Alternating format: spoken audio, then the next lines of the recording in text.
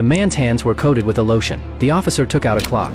7 minutes. After setting the countdown, they opened a hole in the side of the train car.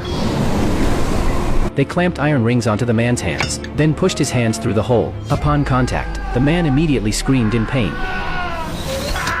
Outside the train, the temperature drops to -100 degrees Celsius. After a few seconds, the pain gave way to numbness. The man's hands became increasingly rigid from the cold. When the wealthy man pulled his hands back in, they had turned into solid ice blocks.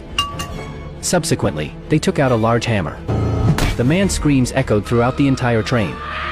Yet no one dared to resist. This was a world of extreme cold, where humanity could only survive on this train. The train had been running continuously for 17 years without ever stopping. The rich lived in the front cars, wielding all the power and enjoying a luxurious life. They drank the finest wine, held parties, and used various entertainment facilities, their lives always rich and colorful. Meanwhile, in the rear cars of the train, the poor were packed together like livestock. The population was large, but their lives were extremely miserable. Their food consisted of the rich people's scraps, a ration called a protein bar. They had survived on this food for 17 years. Every month, the rich would select children from the poor to take away. Anyone who resisted was met with violent suppression, as demonstrated by the man at the beginning. It wasn't until one day that someone secretly discovered that these protein bars were actually made from dead cockroaches. The poor had never known what they were truly eating. Due to years of pent-up resentment, the leader of the tail section, Captain America, he was determined to overthrow the rich. To start the revolt, he collected a pile of iron barrels. On this day, the soldiers came to deliver food again. They opened the iron door. The captain felt the time was right. With a determination to die,